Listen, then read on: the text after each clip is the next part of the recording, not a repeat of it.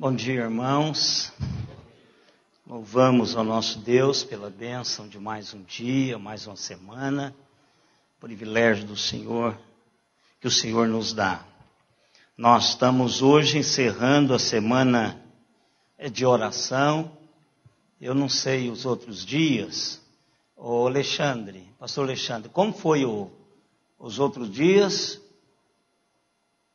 7, 8. Então nós tivemos uma frequência mais ou menos de 7, 8 pessoas, e muito pouco. Mas nós estamos encerrando hoje essa semana de oração, e 7, 8 irmãos, mas são os mesmos 7, os mesmos 8, viu? Isso aqui não é igual aquelas reuniões da SAF, quando apresentava os relatórios, diz assim, tivemos 2.000 pessoas frequentando as reuniões, mas 2.000 assim, toda reunião era a mesma, e eles contavam essa presença no final do ano. 7. Parece que na terça nós tivemos 8. Não foi, né? Até que fugiu o padrão. Falei, não tem problema, 7 é o número da perfeição, então não tem problema ter 7, né? Mas na terça-feira tivemos 8 ou 9 pessoas diferentes. E nós estamos, eu e Alexandre, nós vamos trabalhar esse ano conscientizando a igreja de algo que eu acho que está faltando para a igreja, nós achamos como pastores, porque eu entendo assim, quando alguma coisa é essencial para a minha vida, eu não estou fazendo, das duas uma, ou eu estou ignorando aquilo que eu já sei que aquilo é essencial, eu sei que é essencial, estou ignorando, ou eu não tenho conhecimento da dimensão da importância daquilo para a minha vida. Por exemplo, beber água é essencial. Talvez você não tenha a importância no seu coração da água, mas a água é algo que nós ingerimos de extrema importância. Por causa dos nossos rins, por causa da limpeza do nosso organismo. Então nós precisamos de água. Tem gente que substitui água por Coca-Cola. Aí não tem problema, a hemodiálise está aí, tem um punhado de coisas que dá a você uma sobrevida com sofrimento, mas está à sua disposição. Então, eu acredito que todo mundo entende que água é suficiente. Você pode não beber 2 litros, pode não beber 3 ou 4, como muitos fazem, mas a água é essencial. Nós precisamos tomar água. No mínimo 2 litros por dia. Põe o seu filtro, a sua talha, o que for que sair água lá na sua casa, põe onde você cruza. Tem que ficar, não fica escondido igual antigamente. O pote ficava escondido atrás da porta. Né? Pelo menos em Minas era assim, você abria a porta para tomar água, o pote ficava escondido lá atrás, porque não é um negócio muito bonito. Mas precisa ficar à sua vista. Toda hora que você passar, você lembrar que tem que tomar água. Então andar com a garrafinha igual o irmão Benedito. Pode olhar, o irmão Benedito, em qualquer lugar que ele está, ele tem uma garrafinha na mão. Ele vai viajar comigo, ele leva a garrafinha. Para num posto, tem água gelada, ele vai lá e enche. Como um bom caminhoneiro, ele entende disso, vai lá e enche, né, irmão Sebastião? Enche, pega água gelada e leva o tempo todo. Então, nós precisamos fazer isso. Das duas, uma, ou nós não sabemos da importância da oração nas nossas vidas, ou nós não ligamos para isso. Então, o que nós vamos fazer é a mesma coisa com relação à ceia do Senhor. Eu e Alexandre vamos trabalhar, nós já combinamos isto, para trabalharmos com a igreja a importância destas realidades na vida da igreja. Eu quero dizer uma coisa para os irmãos, que eu tenho debatido isso, e muitas pessoas que são medíocres, trabalham sobre isso. Ó, ser salvo é o suficiente.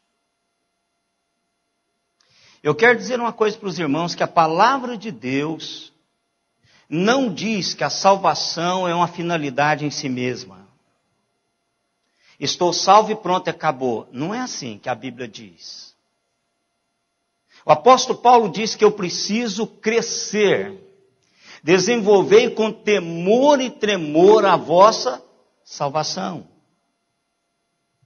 Então a salvação não é uma finalidade em si mesma. Olha, eu estou salvo e pronto, acabou. É o pontapé inicial da minha caminhada com Deus. Não é a finalidade. Não é a faixa de chegada. A minha salvação é o ponto de start. É o momento em que eu começo a correr, começo a caminhar. E a palavra de Deus diz que eu preciso crescer nessa caminhada. Eu preciso desfrutar dessa salvação aqui e agora. E nós vamos correndo essa vida cristã, usando os meios pelos quais Deus deixou e divinamente ordenou para que pudéssemos crescer. Por exemplo, qual a importância que nós damos à ceia do Senhor? A Bíblia diz que a ceia do Senhor é um meio de graça. Qual a importância que eu dou à leitura da palavra de Deus? É também um meio de graça. Qual a importância que eu dou ao batizar os meus filhos? É um meio de graça para o meu filho. Qual a importância que eu dou à oração? É um meio de graça. Então, irmãos, às vezes nós deixamos de vir à ceia, e eu estou cansado de dizer isso aqui.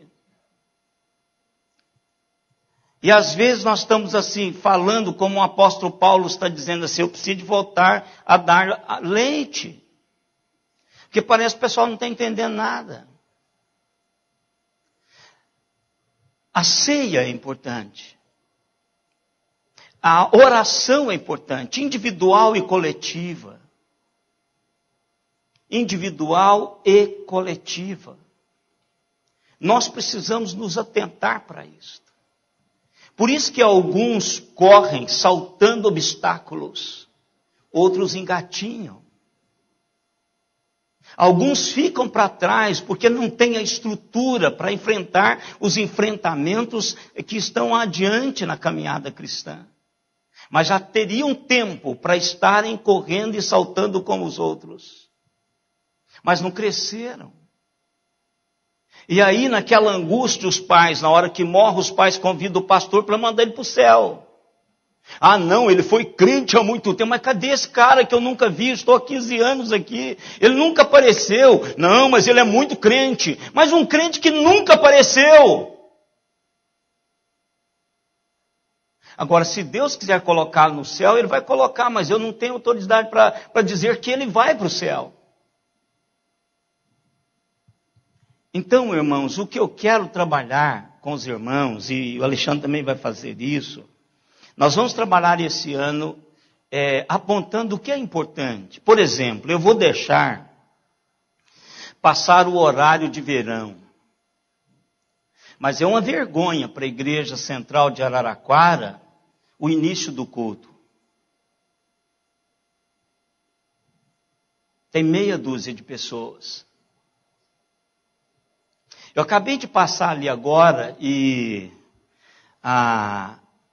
falei para Simone, o camarada ia atravessar o sinal vermelho comigo descendo. Estava ele, a esposa e um filho atrás. O que aquele pai está dizendo para o filho? Filho, amanhã quando você crescer e dirigir, sinal vermelho não é para parar. Nos domingos, viu? E dia nenhum, quando tiver parado, você passa sinal vermelho. É isso que ele está dizendo com a ação deles. Eu vou deixar passar o horário de verão, porque eu estou aqui, a Simone sempre fala assim, mas você tem um coração pastoral. Eu estou olhando que vocês estão errando o horário, embora o domingo é do Senhor, você tem um tempo de dormir, você tem um tempo de um relógio, então, tudo bem. Mas nós vamos tomar decisões drásticas com relação a isso. Porque é um aprendizado. Eu não venho aqui para encontrar com vocês, irmãos. Encontrar com vocês é uma consequência de eu ter encontrado com Jesus. O meu momento na igreja não é prioritariamente para encontrar com vocês. O tanto é, se você não vir ao culto, eu vou sentir a sua falta, mas não é o essencial. O meu encontro na igreja é que Deus disse, quando nós nos reunirmos 2 ou 3, Ele vai estar entre nós. E quando eu me reúno com os irmãos, eu desfruto da presença de Jesus entre nós. Se eu quero desfrutar da presença de Jesus, andando entre nós, eu tenho que estar na igreja. Eu tenho que estar na igreja. Uma reunião que é feita exclusivamente para estarmos na presença de Deus e Deus na nossa presença. Então, encontrar com Jesus é minha finalidade aqui. É minha finalidade. Se você não vier, eu vou encontrar com Ele mesmo assim. Porque essa é minha finalidade. Como líder, eu dou uma olhada e vejo quantos vieram, quem veio. E como a igreja é grande, eu vou levar um tempo de saber que você tem 3 domingos que não vem. Mas eu vou saber. Porque a hora que eu sentir a sua falta, a minha mente vai reportar atrás e eu vou lembrar que tem muitos domingos que eu não lhe vejo. O que nós precisamos de entender, irmãos, é que eu marquei um encontro com horário para estar com outros irmãos em adoração ao Senhor. E esse horário, como qualquer outro horário, deve ser obedecido. Porque se eu marco o encontro com o irmão Walter, como eu trato essa questão desse encontro, é o respeito que eu tenho por ele. Se eu marco com ele às 8 e chego 8h30, eu estou desrespeitando como pessoa. Então nós temos um horário. E não adianta mudar o horário. Porque se mudarmos ou diminuirmos ou subirmos, vai acontecer a mesma coisa. Então o que eu preciso é disciplinar-me para este horário. Então, às vezes os irmãos falam assim, o pastor está envelhecendo, não está olhando para isso. Estou e sofro, irmãos. E anelo pela minha aposentadoria, para que eu não precise me preocupar com isso mais. Tem um punhado de ofícios pastorais que eu anelo pela aposentadoria para não carregá-los mais sobre os ombros. Anelo, irmãos. Só não peço porque não tenho como fazer isso agora. Mas anelo por leveza no meu coração, pelo peso que eu carrego do descompromisso da igreja do Senhor Jesus Cristo. Anelo, irmãos. Eu sei que eu vou levar um tempo sonhando com isso. Porque infelizmente eu tenho isso no coração. Eu levei 1 década para deixar de ter pavor com prova de grego, de hebraico, de exegese. Sonhava, tinha pesadelos com essas provas. Eu sei que eu vou levar um bom tempo, porque já tenho uma vida andando com a igreja. Mas a hora que eu acordar, eu vou dizer que é só um sonho. Eu não preciso me preocupar mais. Porque o bastão já está na mão de outro.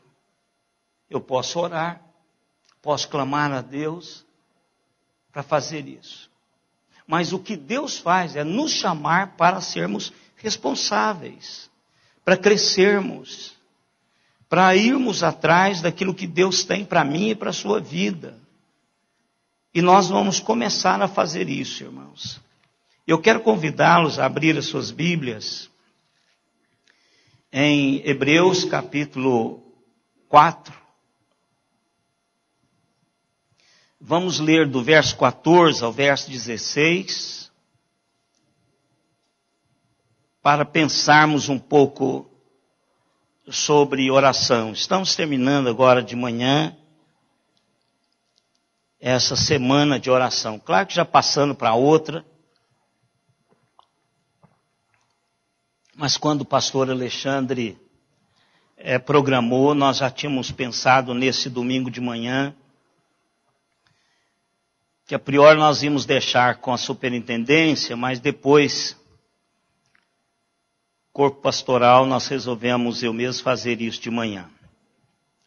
Vamos ler juntos, irmãos, vamos colocar em pé para lermos essa porção das Sagradas Escrituras juntos.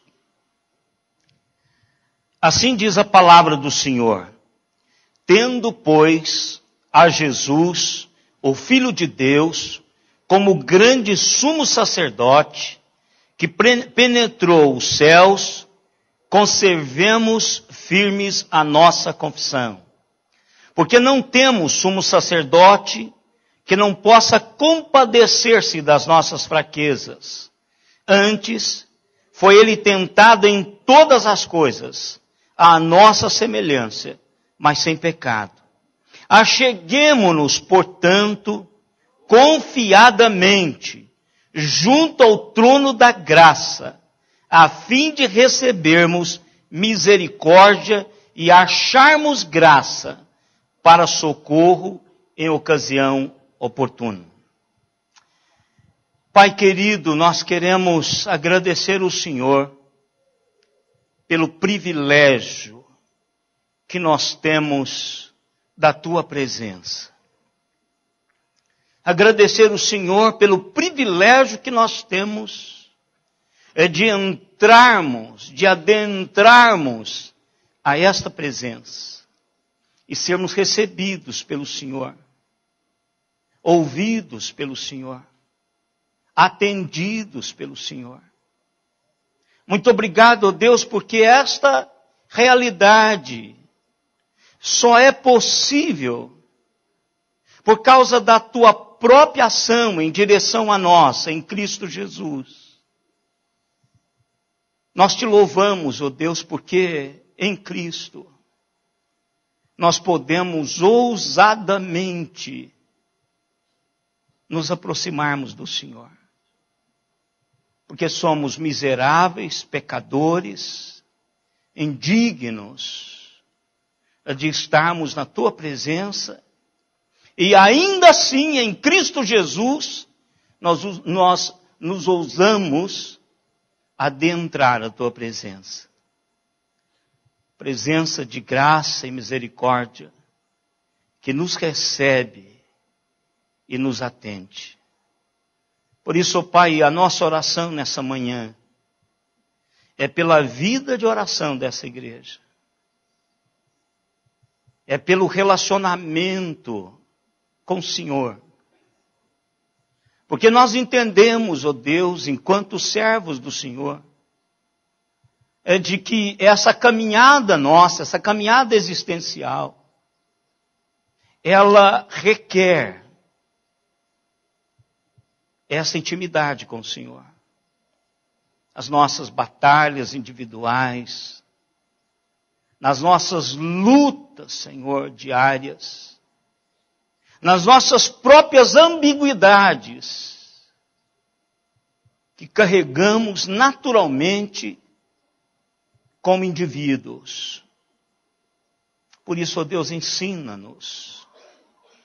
Trabalha essa igreja para isso, ó Pai. Trabalha a cada família, a cada pessoa. Desperte o coração, Senhor, de cada um, para estarem em coletividade na Tua presença. para estar-se pessoalmente no quarto, sozinho, com a porta fechada, num colóquio espiritual com o Senhor.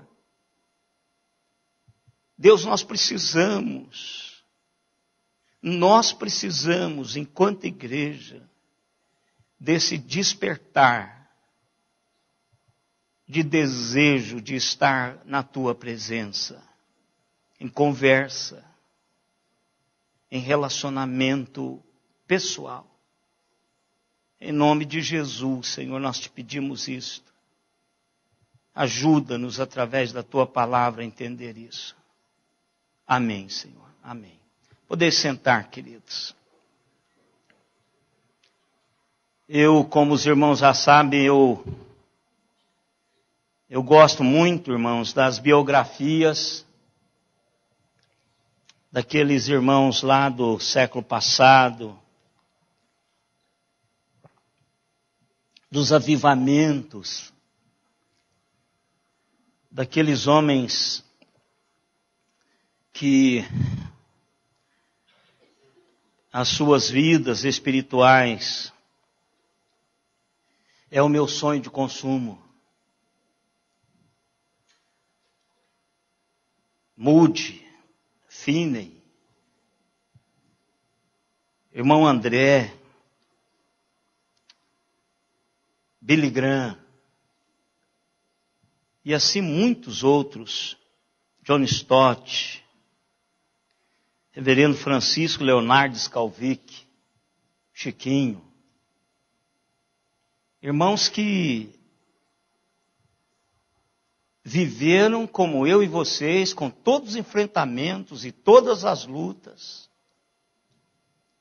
mas irmãos que entenderam que estava disponível a todos eles um crescimento fantástico e que as suas vidas poderiam provocar um impacto muito forte se eles crescessem e se solidificassem naquilo que Deus tinha reservado para cada um deles. E um desses é o Moody.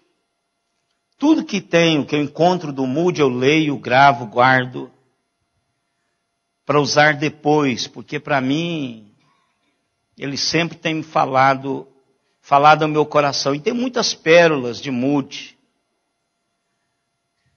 E esses homens de Deus que viveram depois do desenvolvimento da escrita e da facilidade da impressão, esses homens guardaram realidades fantásticas.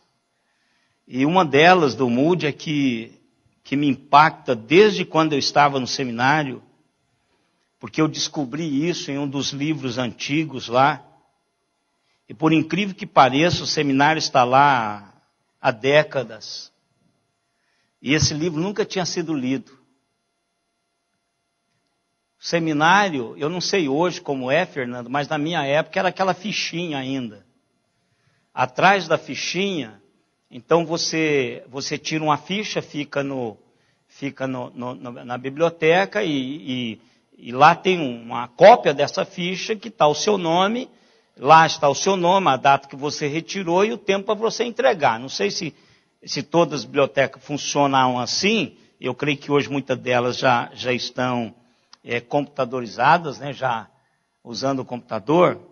Mas quando eu tirei esse livro, ninguém nunca tinha lido ele. Embora tenha sido doado lá da biblioteca de um pastor americano, e que doou para o seminário, estava dentro. E pode olhar, lá ainda deve ter muitos livros, porque a biblioteca do Seminário Presbiteriano do Norte, ela é quase toda em inglês.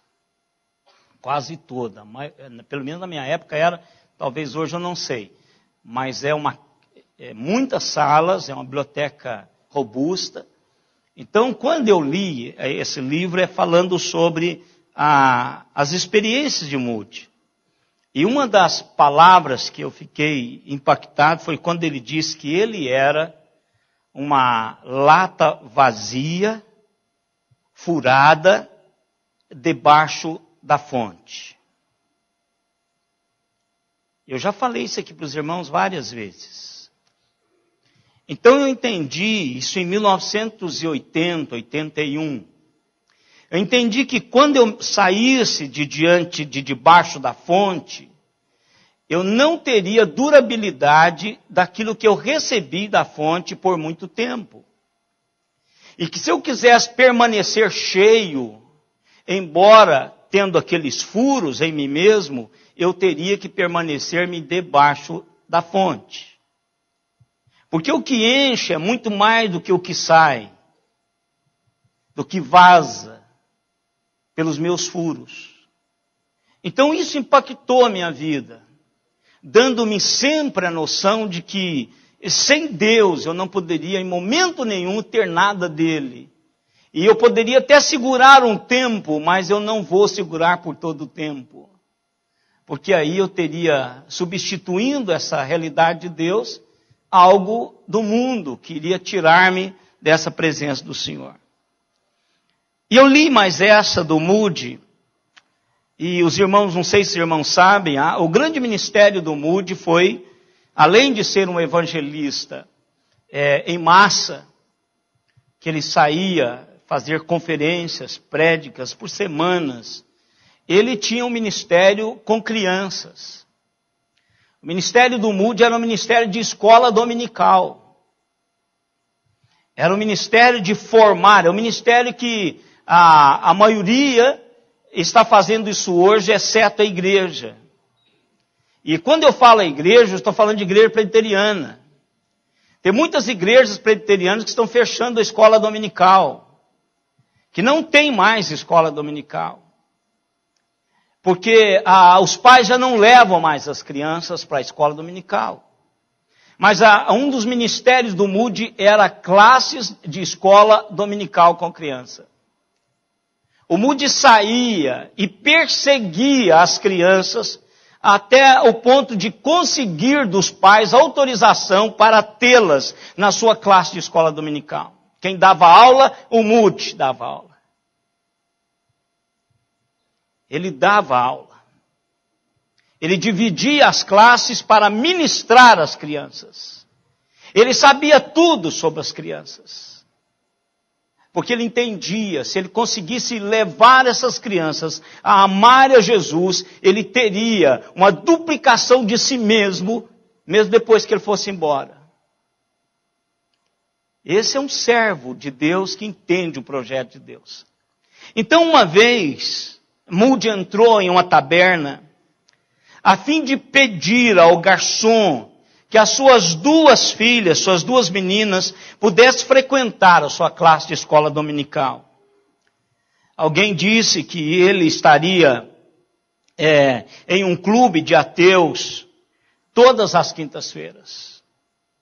E Moody foi para esse local, encontrou com esse garçom, olhou no seu rosto, nos seus olhos e diz o seguinte: eu te imploro, para o bem das suas filhas, que você permita que elas frequentem a minha classe de escola dominical. Para o bem delas e para o seu próprio bem. O homem abriu seu coração pela maneira como ele diz com relação às suas filhas, e diz o seguinte: pregador, eu vou te dizer o que eu vou fazer. Se você vier aqui na próxima quinta-feira à noite e encontrar com estes meninos, são rapazes ateus, e ganhar uma discussão teológica com eles,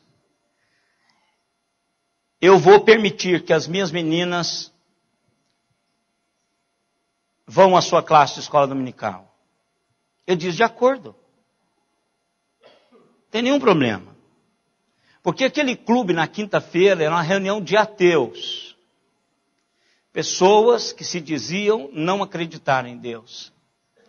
Moody saiu e foi direto a um jornaleiro que era o seu parceiro, um jornaleiro com deficiência, que era o seu parceiro de oração.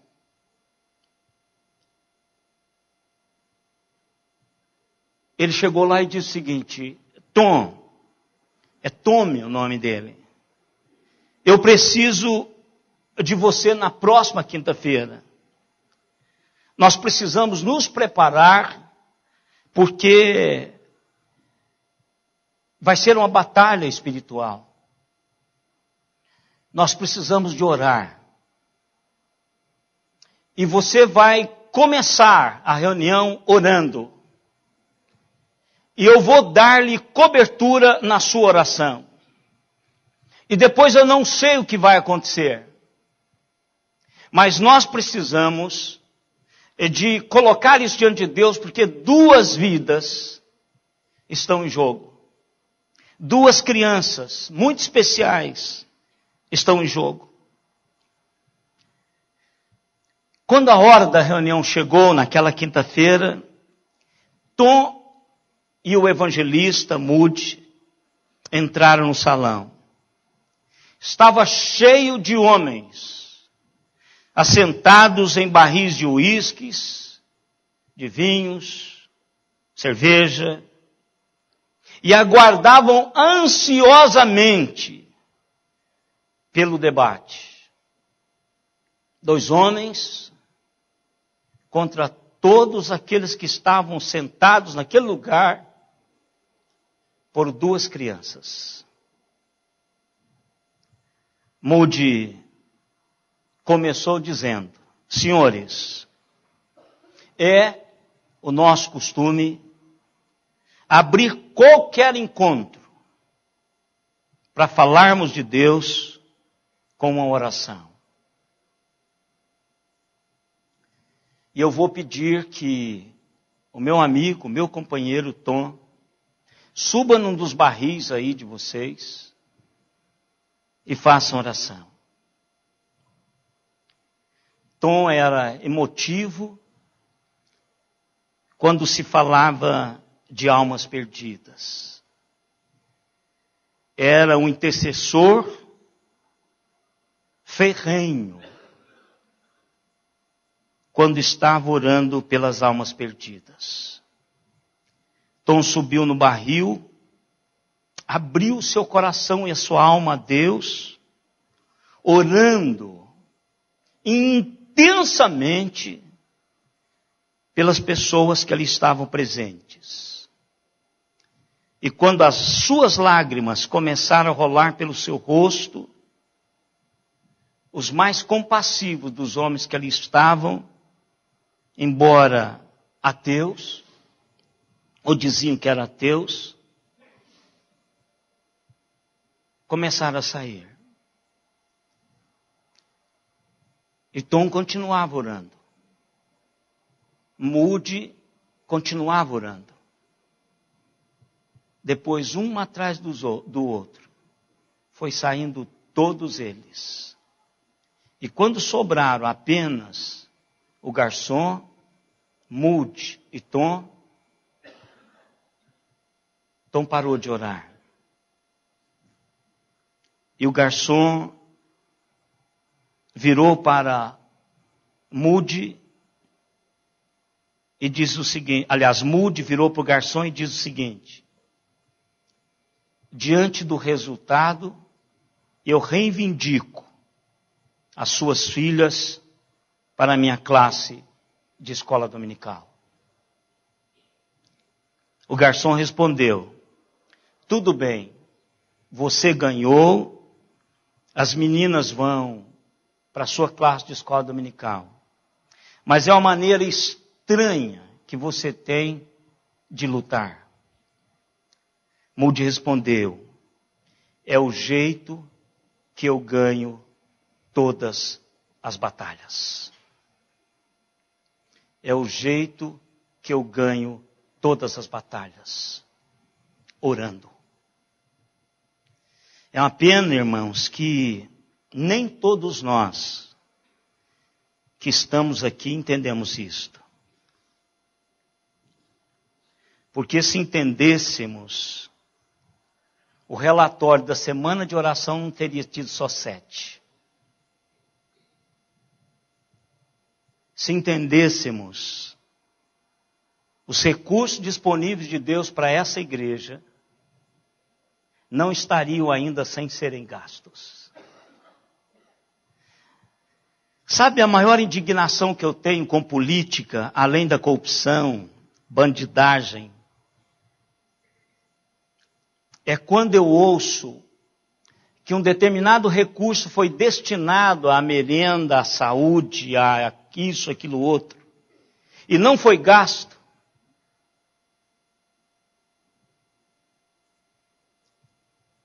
Isso me revolta.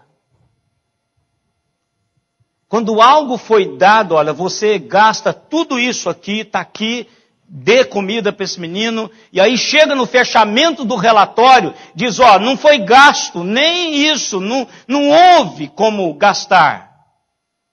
Alguém me disse que o governo tem um punhado de dinheiro guardado, esperando projetos inteligentes, destinados a determinados projetos, esperando projetos inteligentes para ser apresentados, podia ser gastado e nunca são apresentados. E aí eles são roubados. A mesma coisa é espiritual, irmãos. Deus disponibiliza para mim e para você recursos eternos. E a gente não usa. Nós não usamos, irmãos. Por isso que às vezes a batalha fica por nossa conta. E nós as perdemos. Ou às vezes ganhamos-as parcialmente. A nossa vitória é uma vitória parcial. E nós contentamos com a vitória parcial porque nós não usufruímos das armas para a vitória total. Estamos tão contentes com a vitória parcial das nossas vidas, que a gente acaba acostumando que não será uma vitória final, a ser total, mas sempre temos vitórias parciais. Moody sabia que a oração era a sua arma principal. Nela eu ganho todas as batalhas. É com ela.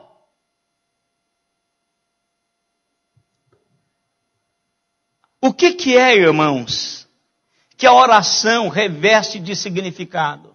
Ou por que ela reveste significado? É porque ela é um meio de graça.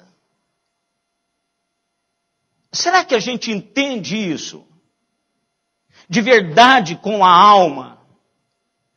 Às vezes eu fico pensando assim que nós estamos igual aquele menininho da história do Jimmy, como é que chama lá, dos casais da CEPAL? Jaime Kemp. Veio Jimmy, né? É o Jaime Kemp.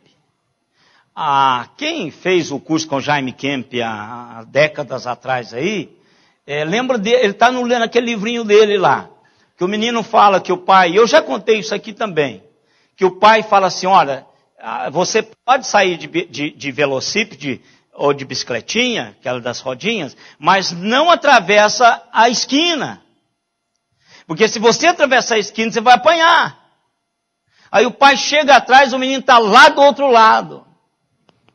Pau no menino. No outro dia, filho, não atravessa, que você vai levar umas palmadas. O pai chega, o menino está lá do outro lado. Pau de novo. Chegou o menino, pergunta, pai, o que é esquina?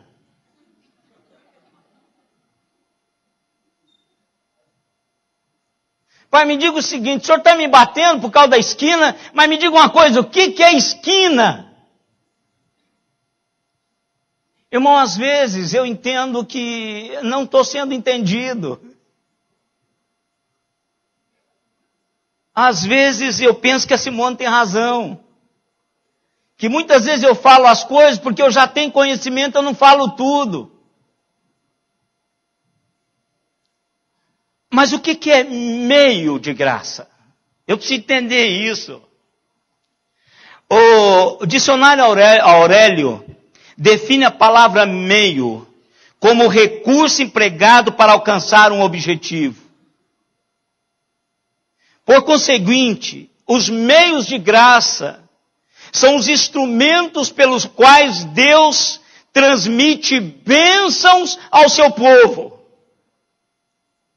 O Catecismo de Westminster define a expressão meio de graça como os recursos visíveis e comuns pelos quais Cristo transmite à sua igreja os benefícios de sua mediação.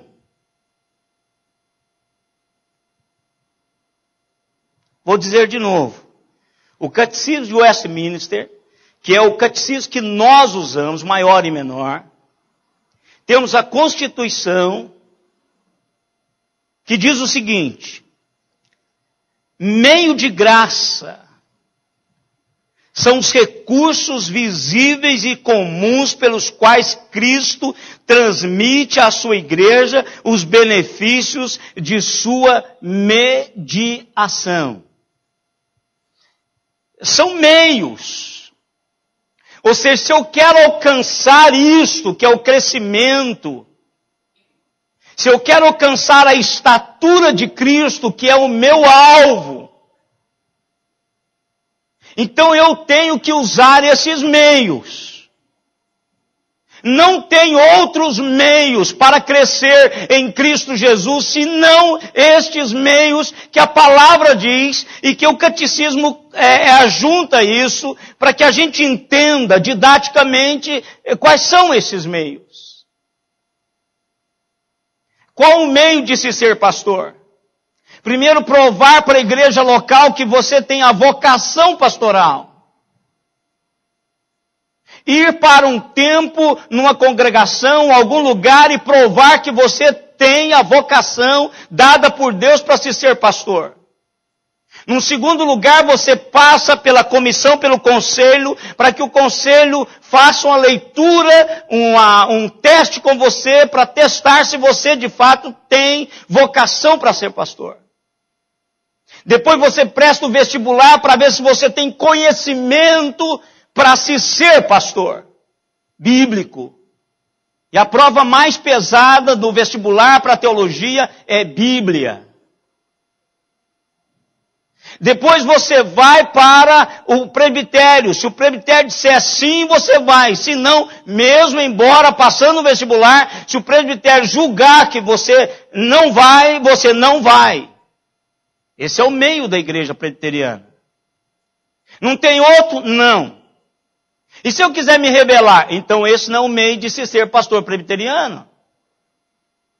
Não tem como se ser pastor presbiteriano a não ser por estes meios. A palavra de Deus está dizendo, eu não posso chegar ao padrão que é Jesus Cristo se eu não passar por esses meios de graça. Eu preciso de crescer neles. Tem que fazer parte da minha vida.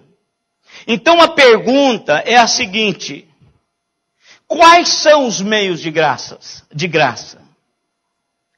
E aí, irmãos, no catecismo diz o seguinte, essa pergunta é a pergunta de número 88 do Catecismo Menor de Westminster, que diz o seguinte: quais são os meios de graça exteriores e ordinários pelos quais Cristo nos comunica as bênçãos da sua mediação? E lá parece-me que é as bênçãos da redenção. Resposta: os meios exteriores e ordinários pelas quais Cristo nos comunica as bênçãos da redenção são as suas ordenanças, especialmente a palavra, os sacramentos e a oração, as quais todas se tornam eficazes aos eleitos para a salvação. Irmãos, aqui tem algo importante. Você só pode crescer se você nasceu. Se você não nasceu, você não cresce. Se você não tem vida, se você não tem realidade espiritual, você não cresce. Então, estes meios de graça são para os nascidos em Cristo Jesus.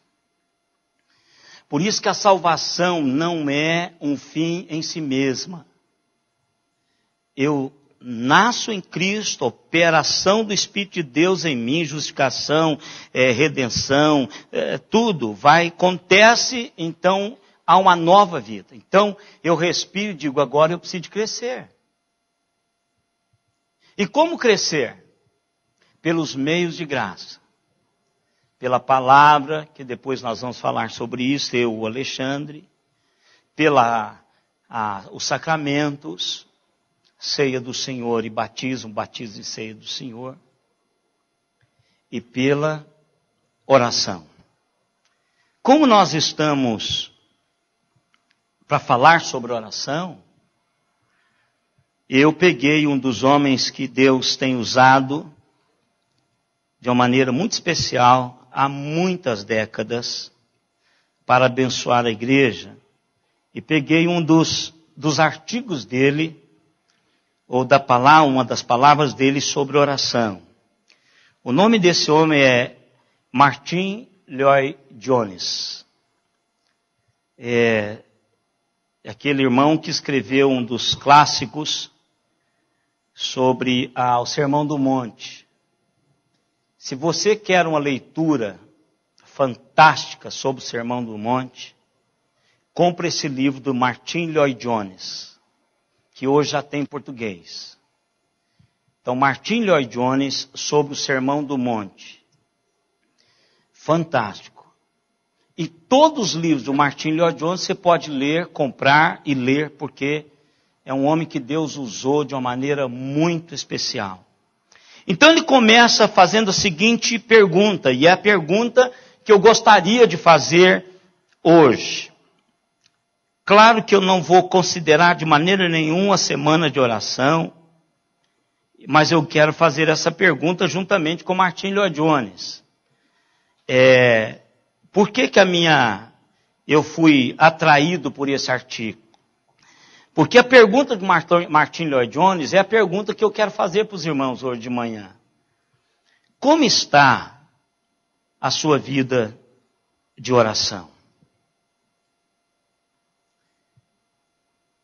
Que proeminência ela tem em sua vida?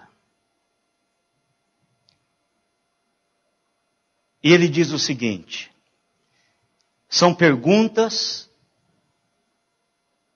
pode abrir aspas aí, viu meu irmão? Tudo dele. É uma pergunta que eu dirijo a todos. É necessário que ela atinja tanto o homem que é bem versado nas Escrituras e que tem um bom conhecimento de doutrina e teologia, quanto a qualquer outro que esteja começando a sua vida cristã. Que lugar a oração ocupa em nossas vidas e quão essencial ela é para cada um de nós. Será que temos percebido que sem ela desfalecemos? Se todo o meu conhecimento não me conduz à oração, certamente há algo de errado em algum lugar. Nossa condição definitiva como cristão ou como cristãos é testada pelo caráter da nossa vida de oração. Isso é mais importante do que o conhecimento e o entendimento. Não pense que eu estou diminuindo a importância do conhecimento. Eu tenho passado a maior parte da minha vida tentando mostrar a importância de se ter um bom conhecimento e entendimento da verdade. Isto é de importância vital. Só há uma coisa que é mais importante do que isto, a oração. O teste definitivo da minha compreensão do ensino bíblico é a quantidade de tempo que eu gasto em oração.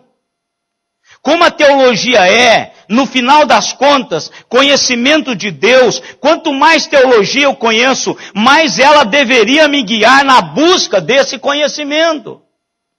Não se trata de conhecer sobre Ele, mas de conhecê-lo pessoalmente.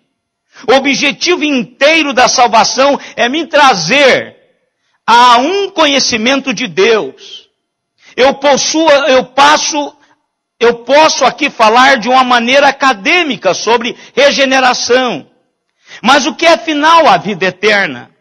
É que eles possam conhecer-te a ti, o único Deus e verdadeiro, e a Jesus Cristo a quem enviar. Se todo o meu conhecimento não me conduz à oração, certamente há algo de errado em algum lugar na minha vida. Espero que Ele faça exatamente isso. O valor do conhecimento é que Ele me dê uma tal compreensão do valor da oração que eu passo a dedicar tempo a ela e me deleitar com ela. Se meu conhecimento não produz esse resultado em minha vida, há algo de errado e espúrio nele. Ou então devo estar lidando com esse conhecimento de uma maneira completamente equivocada, se ele não me leva aos pés daquele a quem eu procuro conhecer. Fecha aspas. Martin Lloyd-Jones. Eu fico sempre pensando assim, irmãos. Qual o segredo destes homens que fizeram diferença na história? Pode ir atrás. Tempo com os meios de graça. Leitura da palavra de Deus em oração. Eu não leio a Bíblia. Cansei de ouvir isso de crente, irmãos. Pastor, eu não leio muito a Bíblia porque eu não entendo muita coisa. O que a Bíblia diz quando eu não entendo? Senhor, abra o meu coração para que eu possa enxergar a beleza da tua palavra. Isso é oração. A Bíblia não pode ser lida sem um tempo com Deus. A Bíblia é a resposta, é o Deus falando comigo depois que eu falei com Ele. Ou Deus conversando comigo num diálogo, num colóquio espiritual. Eu falo com Ele, Ele fala comigo. Eu digo, Senhor, mas não estou entendendo isso aqui. Senhor, eu estou com dificuldade de entender o porquê desse texto. E eu continuo lendo. Há um colóquio, há uma conversa. Irmãos, quem é que é mais íntimo a você?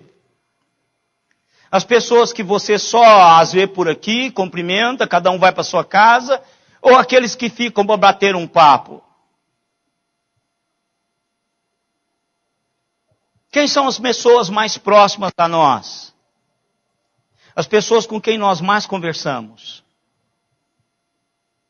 As pessoas com quem nós paramos para bater um papo. Para sabermos sobre elas. Para elas contarem e saberem sobre nós. Para nós contarmos a elas e elas saberem sobre nós. Com Deus é a mesma coisa. Eu preciso de falar com Ele. Eu preciso de conversar com Ele. Quando você ora, eu sei da sua intimidade com Deus. Eu sei. Se eu estou orando com você, eu sei o quanto que você é íntimo de Deus. Porque quando eu sou íntimo de uma pessoa, pelo abraço, você sabe que são íntimos. Agora, quando nós não somos, nós nem abraçamos. Então, a maneira em que nós falamos com Deus, a maneira como nós trabalhamos a nossa vida de oração, vai criando a nossa intimidade com Deus. Nós vamos entendendo a realidade de Deus conosco, pessoalmente. Vamos entendendo a vontade de Deus, o trabalhar de Deus individualmente. É a oração que constrói isso, irmãos. Eu fico, às vezes, eu pego alguns textos e eu não os prego, porque são textos para alimentação pessoal, porque tem algumas coisas, tanto alimentar quanto espiritualmente, que só eu como. Tem pessoas que não vão comer a mesma coisa que eu como. Isso é tanto espiritual quanto na culinária, lá nos alimentos. Então, há momentos que a gente precisa comer aquele prato suculento, saborear aquela realidade de Deus que outras pessoas não conseguiriam saborear. Por exemplo, um sol quente desse, e um pouquinho pior, você pode chegar lá no sertão de Pernambuco e pode ter para o almoço uma bela buchada. E muitos de nós aqui, com o nosso sistema digestório sofisticado, se comer aquilo lá, vai para o hospital. Vai para o hospital. Então, momentos que Deus fala ao nosso coração, de tal maneira que é uma buchada. Aquele que gosta de buchada, eu tenho certeza que a boca dele virou uma represa agora. As glândulas salivares encheram a sua boca agora de lembrar só o cheirinho daquele negócio cozinhando. Agora, quem não gosta, quem não tem condições de digerir esse negócio, já disse um belo de um eca, não é? Mas é um prato típico, muito forte, muito bom. Então, quando Deus começa a te dar esses pratos suculentos, que você entende que nem todo mundo vai suportar comê-lo, você começa a entender que há uma intimidade. Agora, essa intimidade está disponível para mim e para você. Eu assisti essa semana, aliás, quando eu vou para a Letícia tem aquele, Letícia e Diógenes, eles têm aquele completo lá. Tipo alguns dos irmãos que tem também. Tem muita gente que gosta de filme e tem tempo para isso. Eu também gosto de filme, o problema é que eu não tenho tempo. Então, eu fui para a Letícia para o aniversário dela agora, e aí eu aproveito para assistir alguns filmes fantásticos. E eu assisti um lá que eu nem sei o título mais. O camarada, eu sei, o noivo da minha melhor amiga. O noivo da minha melhor amiga. Não é aquela com a Sandra? Não é. Bem, deixa eu dizer. Ela descobre depois de formados aquela coisa toda que ela é extremamente apaixonada por ele. Eles são amigos, a amiga é muito amiga e o noivo também é. E lá num dado momento, eles sentam para conversar sobre essa coisa que estava pegando e que precisava pôr pratos limpos porque ela era a melhor amiga, ia casar com um amigo dela. Então vão sentar e ver onde está pegando esse troço. Aí ela disse assim, ela falou para ele, olha, eu sempre tive isso desde tempo de faculdade. Aí ele olha para ela e fala assim, eu fui apaixonado por você durante todo o tempo de faculdade. Por que você não diz? Sabe o que é isso, irmãos? Deus está dizendo assim, eu sou apaixonado por você desde quando você nasceu. Mas você nunca aproximou de mim. Você nunca abriu seu coração. Irmãos, desde quando fomos salvos, o amor, se pudermos dimensionar isso, a paixão tão grande de Deus por mim e por você, foi evidenciado.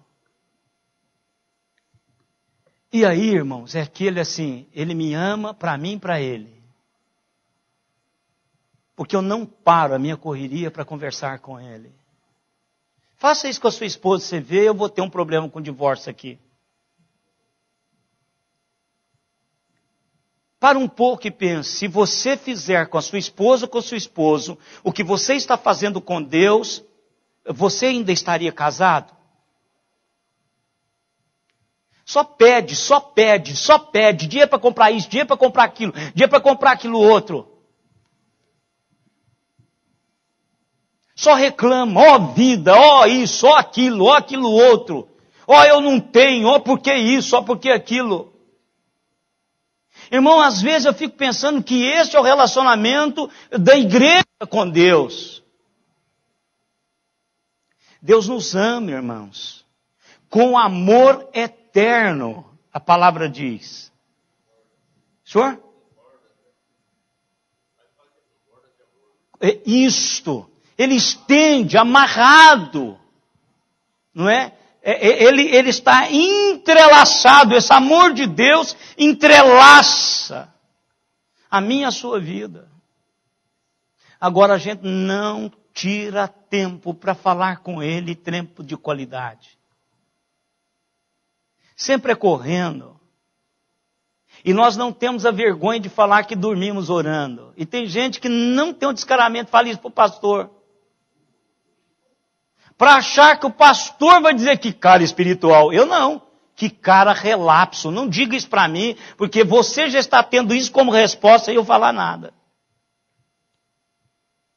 Então já se viu, estou falando com qualquer um desses aí, presidentes, e durmo. Vai me pôr para fora do gabinete. Deus, irmãos, Ele quer um tempo de qualidade comigo, com você. Isso é um meio de graça. Jesus Cristo, nosso Redentor e Salvador, nos reconcilia com Deus e se torna como o grande sumo sacerdote que intercede por nós em oração. Presta atenção nisso aqui, irmãos. Jesus Cristo, o sumo sacerdote, intercede por nós diante de Deus. E mais ainda, o Espírito Santo de Deus intercede como, irmãos, diante de Deus por mim e por você? Gemidos inexprimíveis. Ah, irmãos, desculpa a palavra, vou dizer, vão criar vergonha na cara. Eu e vocês. É essa a palavra, irmãos. Se eu tenho um Cristo que intercede por mim diante do Pai, torna-se o meu sumo sacerdote, eu tenho a terceira pessoa da Trindade, o Espírito Santo de Deus, que intercede diante de Deus com gemidos inexprimíveis. E eu, o beneficiário de tudo isso, não tiro um tempo do tempo que Ele me deu para passar na presença deles. É corar-nos de vergonha. Essa é a palavra, irmãos. Corar-nos de vergonha.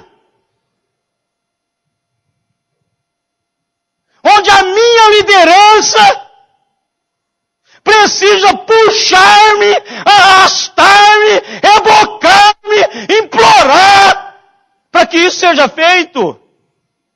É corar-se de vergonha.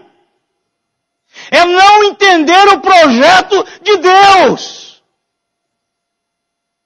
É não entender os benefícios eternos que Deus disponibiliza para nós. Irmãos, na oração está o poder, o maior poder, investido pelo Deus soberano. É aqui que reside a vitória de todas as lutas, irmãos. É aqui que reside os recursos de Deus para que eu possa buscar essa realidade a todo tempo. Irmãos, quando Jesus pisou nesse planeta, naquele discurso que ele faz no cenáculo, ele captura e transmite aos seus discípulos o coração da oração. Primeiro, Jesus ensina aos discípulos o poder da oração. Jesus Cristo, irmãos, sabia o poder da oração. Jesus cresceu, irmãos, usando o meio de graça. As prédicas, as falas de Jesus, a gente entendia que José e Maria fizeram o seu dever de casa. Ensinaram para Jesus a Torá. Ensinaram para Jesus os profetas. Ensinaram para Jesus os históricos. Ensinaram para Jesus direitinho, fizeram o dever de casa. A escola dominical ou doméstica era algo que Maria e José priorizavam. Eles levavam Jesus a entender isso. E na sua vida, toda a vida, e não só aqueles 3 anos, irmãos. O que nós temos registrado são só aqueles 3 anos de ministério público. Mas Jesus Cristo viveu mais 30 anos. 10 vezes mais. Por isso que João diz assim, se eu fosse escrever tudo quanto Jesus teria feito, não teria livro para caber. Porque aquele momento registrado para mim e para você, que está no Novo Testamento, é o momento do ministério público, com raríssimas exceções, contando facetas da vida dele, mas nem tudo. Nem tudo. Jesus Cristo orava. Jesus Cristo buscava o Pai em oração. E se Ele faz, irmãos, vamos nos corar de vergonha de novo. Eu quero terminar, irmãos, porque não estou terminando, eu estou apenas começando. E domingo que vem a gente vai falar mais sobre isso. Eu quero terminar com as perguntas do Martin Lloyd Jones. Que lugar a oração ocupa em sua vida? E quão ela é essencial para você? Eu estou desconsiderando o relatório da semana de oração.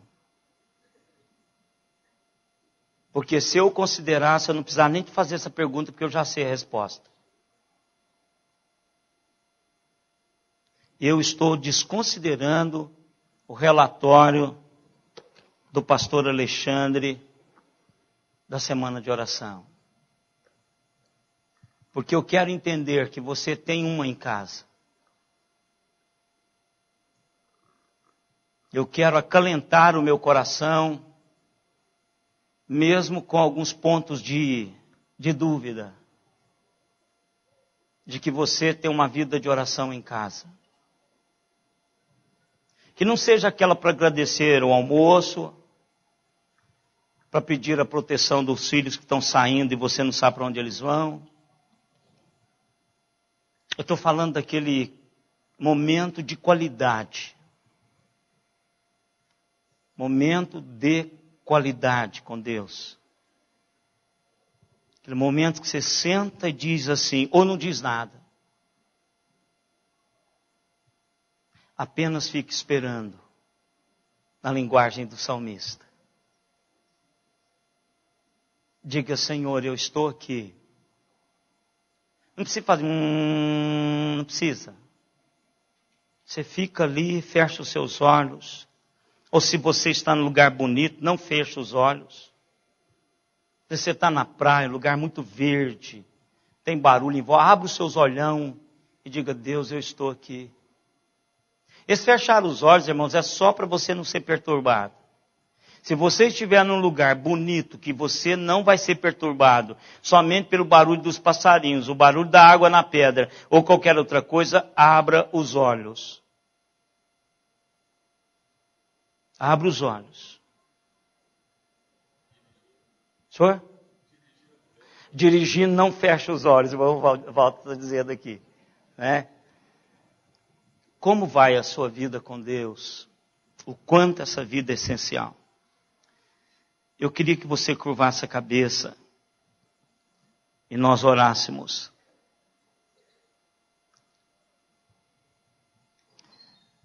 Pai amado, é de verdade, ó Deus, para a maioria de nós, a única atitude que teríamos era nos corar de vergonha. Pela nossa vida de oração. Mas nós entendemos, ó Deus, que a base do amor do Senhor para conosco não está no nosso tempo de oração. Mas o nosso crescimento depende disto, Senhor. E por isso, ó Pai, nós queremos que 2015 seja o nosso ano de reviravolta. Nós queremos, ó Deus, não só ter no calendário da igreja uma semana de oração, mas nós queremos ter uma vida de oração. Mas para que a igreja tenha uma vida de oração, cada um tem que ter uma vida de oração. Por isso, ó Deus, nós queremos pedir que o Senhor nos ajude. Que o Senhor nos faça entender, ó Deus, o projeto do Senhor para este meio de graça. É um privilégio, ó Deus, podermos ter um Deus como o Senhor. Um Deus que ouve as nossas orações. Termos a Jesus Cristo, aquele que traduz diante do Senhor as nossas orações. Porque na verdade, Senhor, nós não sabemos orar. Mas mesmo não sabendo orar, nós estamos na presença do Senhor. Embora, Senhor, não sabendo orar, nós vamos continuar fazendo-as. As nossas orações, ó Deus, é o descarregar da nossa alma diante do Senhor. É o expressar da nossa alma diante do Senhor por todos os benefícios que o Senhor tem dado-nos. Ó Deus, o clamor de cada um de nós é que o Senhor nos ajude. Que a partir de hoje, Senhor, seja um tempo precioso, nosso tempo com o Senhor em oração. Que desenvolvamos, ó Deus, de uma maneira em que o impacto disto venha sobre as nossas vidas. Porque na verdade, ó Deus, os meios que o Senhor deixou para que pudéssemos crescer só nos beneficia. Oramos às vezes pelos outros, intercedemos pelos outros, mas o beneficiado primeiro é aquele que ora. Por isso, ó Deus, graças te damos por esse privilégio. Que o Senhor inunde o nosso coração desse desejo. Porque o Senhor é o primeiro em nossas vidas. Em nome de Jesus, nós te oramos. E agora, irmãos, que a graça do Senhor Jesus Cristo, o amor de Deus, o nosso eterno Pai, a comunhão, as consolações e o poder do Espírito Santo estejam em nós e sobre nós, até aquele dia, quando com Ele nós nos encontraremos. Amém, Senhor.